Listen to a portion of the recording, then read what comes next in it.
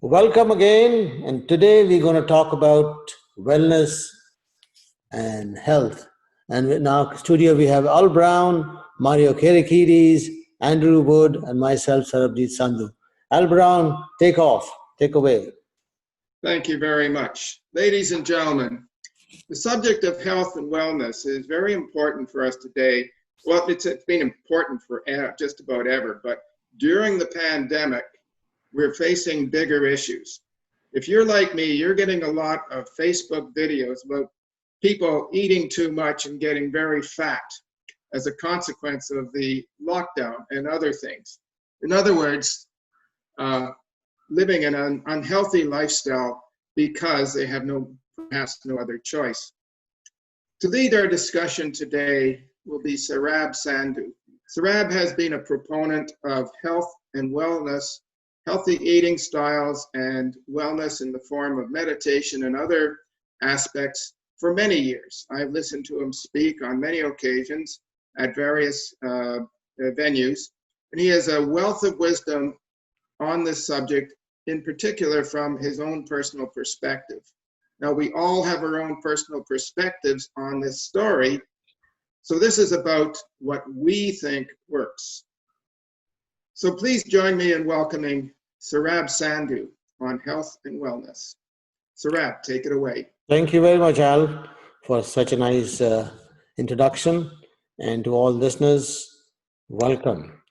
And all I'm trying to explain here and share with you is my personal experiences of how, with whatever I'm doing, it has improved my wellness, my total health.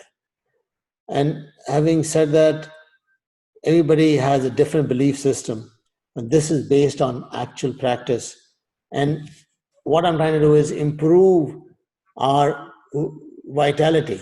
First is by having the proper kind of foods. So we already spoke about that, like trying to be plant-based. If it's a little tough, the idea is to give a rest to your stomach. It is not the taste part. It is to give a rest to your stomach and a digestive system, which is overloaded when you have a non-plant-based diet. It takes longer to digest. And another thing I want to touch on topic, other than the diet, which is an ongoing topic, is sleep. Now, sleep is one of the most important aspects of health. If you don't get enough sleep, you're going to get some disease in the end. It'll translate into disease, stress, and many other things. So you have to get good deep sleep. Now, to do that, there are many things. You eat properly, you'll sleep well. Again, but the 17 hours when you're awake, and you think of all the problems around you, especially now with the COVID thing, you have COVID pressures, you changing the way you live, you're forced to do that. How will you take advantage of that, or how will you increase your vitality in these atmospheres? This is where you have to look after your own self, because if you look after your own self, it'll help the spread anyway. If you look after your own self, you take the precautions, you take your social distancing seriously, hand washing, this, and even wearing your masks and everything. So, having said that, like today I did meditation, which is very important. Now, meditation, when you do, it increases blood circulation. That's the only difference. What it does is, I'm viewing it from a different point of view. So this is where, when you deep sleep, you're actually meditating. It's the same thing as meditation, but you only get 2% or 25% deep sleep of the 8 hour sleep. So they're talking about 2 hours maximum, but you're gonna sometimes even get less than that if your mind is not right. And in these days, with COVID stresses and all that, definitely everybody will be having sleeping problems. So for that, you have to make sure before you sleep that you're well hydrated and you don't eat a heavy meal. But other than that, it's all common sense knowledges. But if somebody has a specific question, I would like to answer that, Al, Mario. Okay, Mario, do you have any suggestions for good health?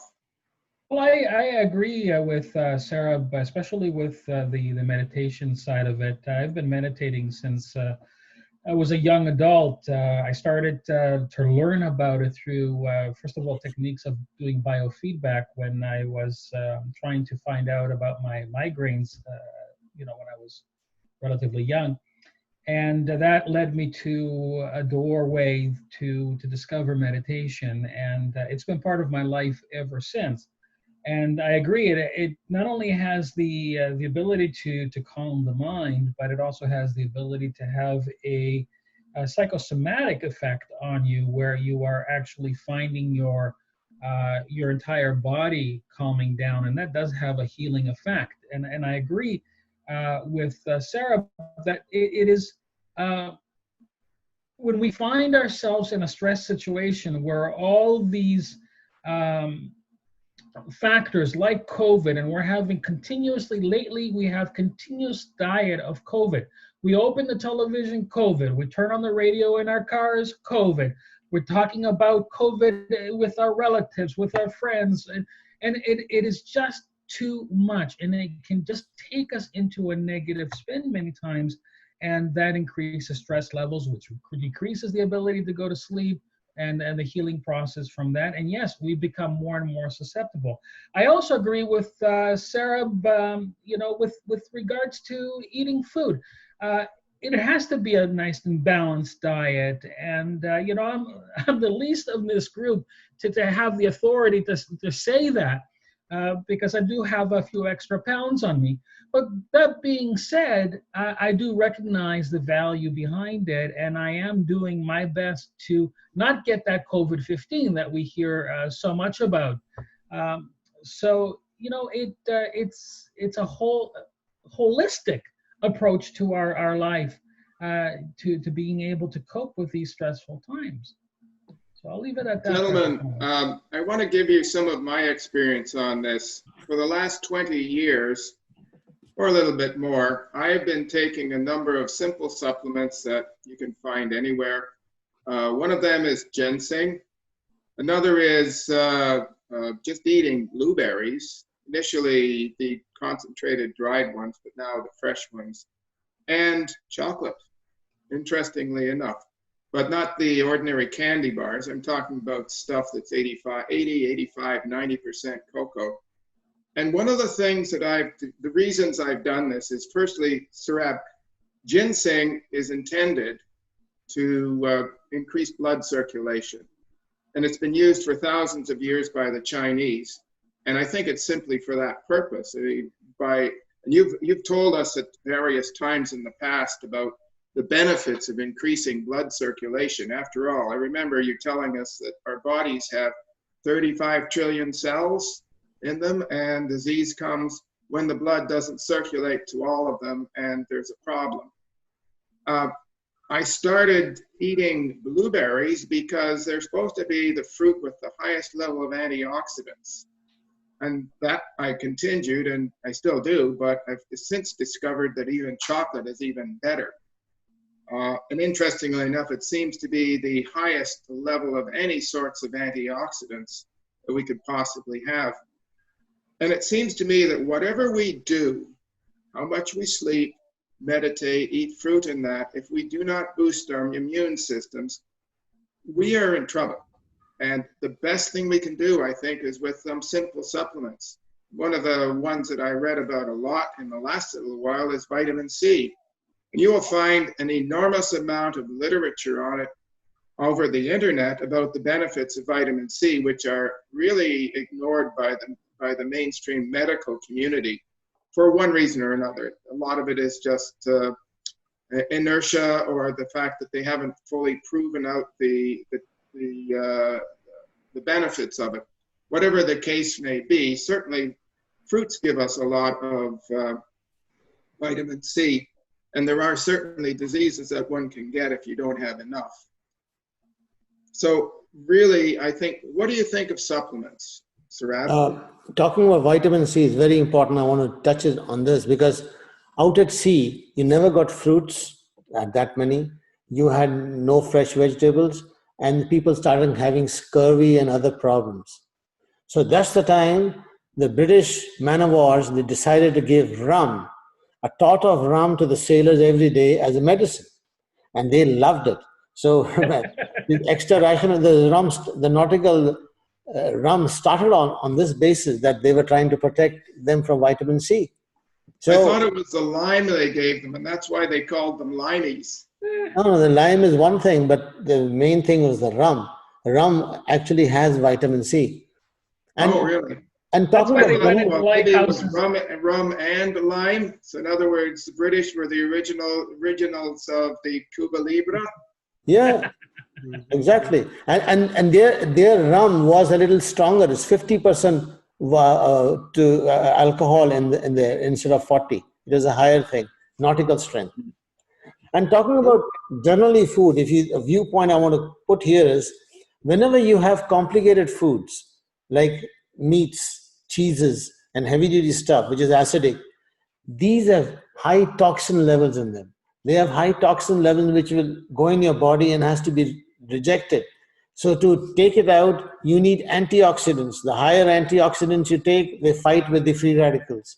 So on one side, you can stop having the high radical food, and the other one you have antioxidant food to kill those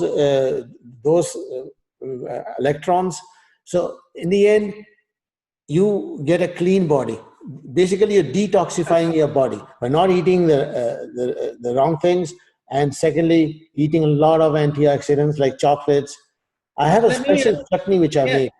Yeah, Saurabh, can I ask you a question here? Because on this topic, my problem seems to be bread and bread products.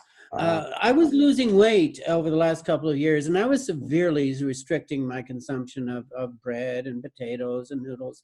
And now that I've been stuck at home with COVID, I've allowed myself much more freely to eat those things, and as a result, I've been gaining weight. I mean, it's almost like 1-to-1. Is bread as bad as I think it is? yeah. Bread, I've stopped eating bread and any gluten. You must be having gluten sensitivity because that takes a little longer to digest and puts on weight. And it relates into sugar anyway. All this wheat has got a lot of sugar content. You can have 1 cup of sugar flour, which will be 2-3 tablespoons or spoon of sugar. So its idea is what you put in your mouth, because we are layers of food of what we eat. You put complicated food, is going to take more what do you call to take the contents out. It takes more Effort. deliberation by your body, and you're just training for nothing because half of it will be undigested anyway. Yeah, but how do I avoid? I mean, the bread is so delicious. I love eating bread, fresh toasted bread. Have gluten-free bread. Gluten-free bread. I don't know. Try For that. some reason, that thought doesn't attract me. You know what, guys? And this goes back to what Al Brown said earlier about supplements, and it goes about everything, even food. My ancient, wise predecessors and the Greeks, they had a saying that went pan metron ariston, which means everything in moderation. And I have seen people that go overboard with food, and I've seen people go overboard with supplements. I have known an individual that has actually carried a whole bag of supplements with them everywhere they went, and that becomes problematic as well. Do I agree that some supplements are important, like vitamin C, like vitamin D, especially now that we're locked in the house? Absolutely.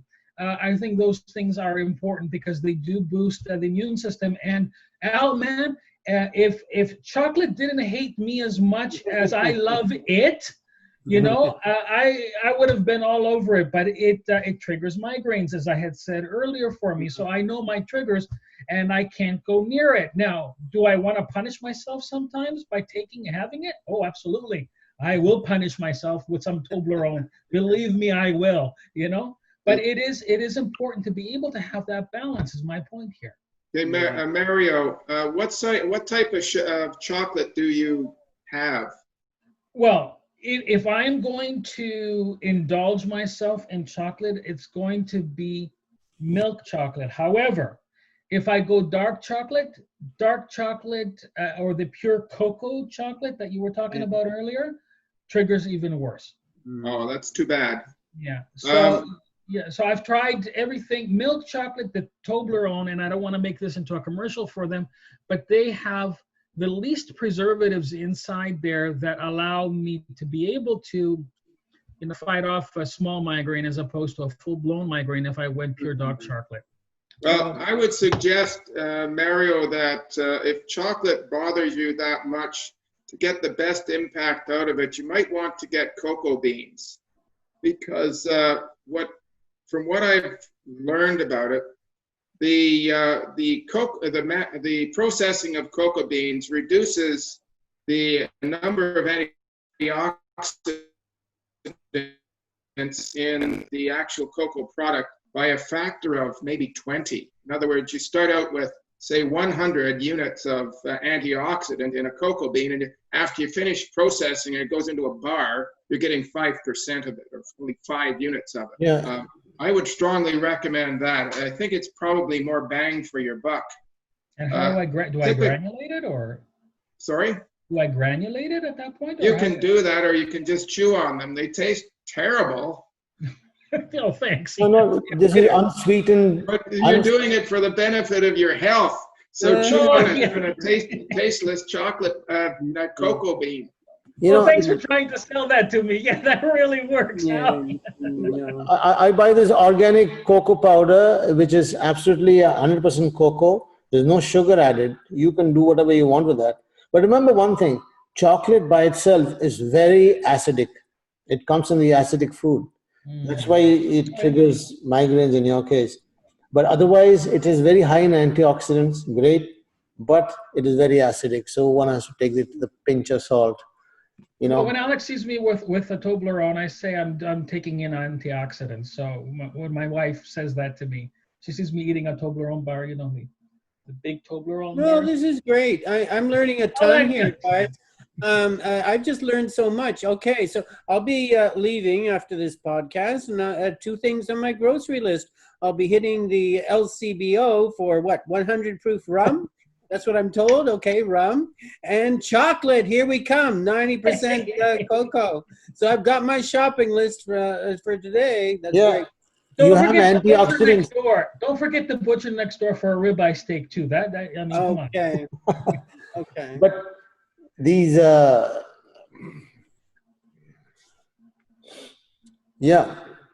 chocolate, the antioxidants are very important for yourself, and keeping that in mind, there are a lot of antioxidants which are fresh, like coriander, curry leaves, moringa leaves, ginger, garlic.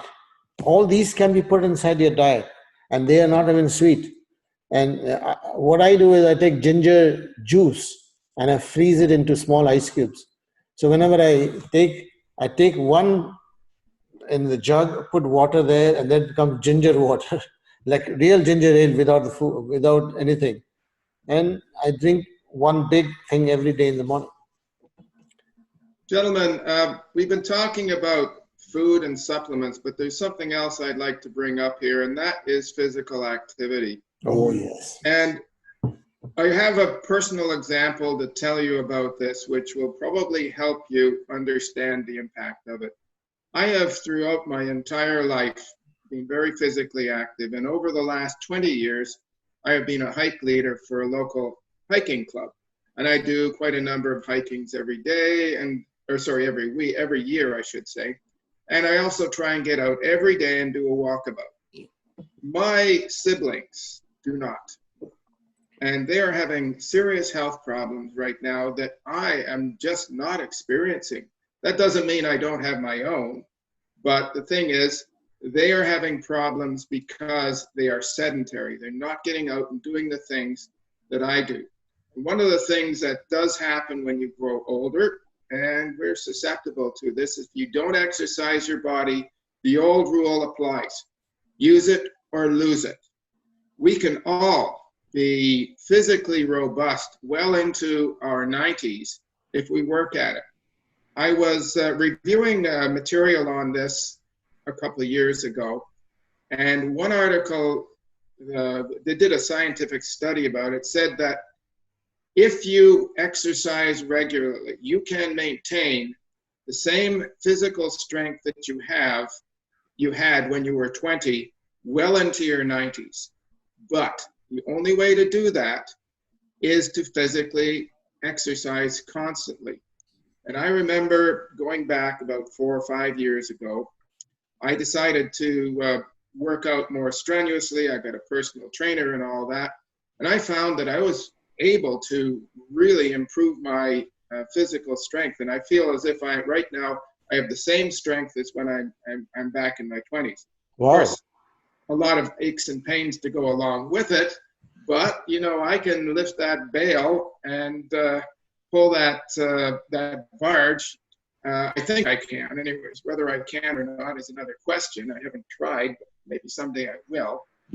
But physical exercise makes a huge difference in how well we live. And That's true. regardless how well you eat, if you don't work out your body, you are going to suffer. Gentlemen, Amen. comments on Amen. this? Yeah, there's one thing we'll leave this with one exercise I want to tell everybody about breathing. See, the breathing exercise, we're using our lungs. Nowadays, the nurses from the hospitals are telling them what they're telling the people who have COVID to sit down on their all fours and breathe in a certain way because they're using the diaphragm. They want to use the lower part of the lung, which is more potent in terms of oxygen exchange than the top part. We do shallow breathing, but this is deep breathing. So if you make this noise when you're breathing in, right, just go, constrict your throat, and when you take in the air, automatically your diaphragm is going down. You're doing diaphragmatic breathing. And then when you hold for a while and then go, then your diaphragm is going up. You're doing diaphragmatic breathing. If you actually do diaphragmatic breathing, you will add that thing to your lifespan because your lungs are not working. You're giving rest to your lungs when you use your diaphragm. You're not using your lungs. So I suggest everybody should do this exercise as regular. You get increased blood circulation without only by breathing. You're breathing anyway. So only breathe in a certain way. I think next time I'm going to say how you go sleep. How you sleep when you, in 8 hours when you're sleeping, how do you sleep? On your back, on your side, on your stomach? I would say stomach is the best part because you're forcing diaphragmatic breathing by locking your chest. You automatically start breathing, your diaphragm going up and down. And that way you get more regenerated, using more surface area of your lungs to get the oxygen in. I think keep breathing, keep eating well, keep meditating. And until next time, Alex, what do you say? Well, we're not quite finished yet. We've got a few more minutes we can go here, and maybe others have a comment. I would like to qualify what I've said about exercise is that we can't all do it. In fact, I'm experiencing problems now which could compromise my ability to hike in future. And the thing is, we have to do other things. Mario, do you have any thoughts? Yeah, I mean, first of all, I'm going to touch on something that Sarab said, which is it's important to be able to exercise, and but if you look at this little screen right now, we're 4 guys with gray hair, and we're sitting here talking about this, and if a millennial was looking, they're not going to really understand what we're talking about. But when we get out of bed, sometimes we injure ourselves just getting out of bed, and you say to yourself, well, ow. And it's like, my wife would look at me, and what happened? I don't know, I just got out of bed. Now, so we are at that age, unfortunately, we have to do exactly what Alan said, is try to keep active. And as a former athlete, I can tell you that it's important to stay active. And it's so easy these days to be sedentary. And especially when all our work, all our life is in front of a monitor in this office with me, talking to people every day. And going outside gets less and less and less. Where if I was in an office setting, I would be able to go, as I was working in the high-tech world, go into the plant, talking to the engineers, talking to the work people, the frontline people on the presses, or wherever it may be, or the executive level, if I was working there. That is no longer happening in a virtual world for many people. And I think the exercise factor, getting out there for a simple walk or a hike around, just if we can, people do jog or whatever they can just to be more healthy and stay, keep that body going. Now, one question that I want to ask Sarab, if I may. I have heard, Sarab, that sleeping on your stomach is not a good idea. Can you explain that to me, why you're suggesting that is a good idea? Well, let's put it this way. Now, all the COVID people who have a respiratory problem, guess where they're sleeping? They're sleeping on their stomach. They're sleeping on their stomach because they are using the lung machine. The lung machine is using a diaphragm anyway. So they're doing the same thing. Here, you are doing it. Why sleeping on your back is bad is, when you sleep on your back, which I used to sleep a lot, is you start hyperventilating. That's where the snoring comes in, because you have a free access for your lungs to flow up. But when you trap them with your weight, the only way the lungs will expand is through the diaphragm. That's the only place it goes. So you have a better oxygenation, let's put it this way, for the 6 hours or 8 hours of sleep you have, you are well rested. Because I found this with the hard way. I used to snore a lot, and I went to the doctor and I said, I can't even go to the office. I feel so sleepy. He said, you're not sleeping well. And then, sure enough, when you're snoring, 50% less oxygen is going. At least 50% less oxygen is going than what you're supposed to have, because you're restricting it. And when I had a special instrument which I used to wear to increase the flow, but when I sleep on my stomach, I don't snore, I don't do anything, everything is fine. And the next best thing is to sleep on the left side. That's what I was going to ask you. And that's it. And the best actually way, according to him, is sleeping on the chair. Because when you're sleeping on the chair also, like you're sitting there, your diaphragm automatically starts going up and down. And gravity is assisting it. If by gravity it goes down and you bring it up. And I have slept 6 hours on the seat, without any problems. I'm totally rested. In fact, I got more oxygenation that way than sleeping on the bed. So the only reason we do that is you end up by default doing diaphragmatic breathing. That's why you have to lock it when you're sleeping. Perfect for old farts. That is perfect for us old farts, I guess, right? Sleep on the couch, sleep on the chair.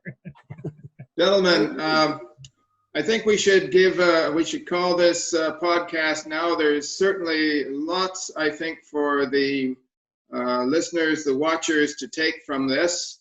Unfortunately, we don't really have any hard links, say, that we could give them to show them where they could go to find more. And I encourage everybody to go online and find out more about this subject, because it's important to you. You will benefit from it if you find out the things that will make your life better. And it's your life. Make the most of it. So thank you very much, gentlemen. Yeah. And we'll close this podcast now. Thank you. Thank you very much. Okay. Bye. Bye-bye.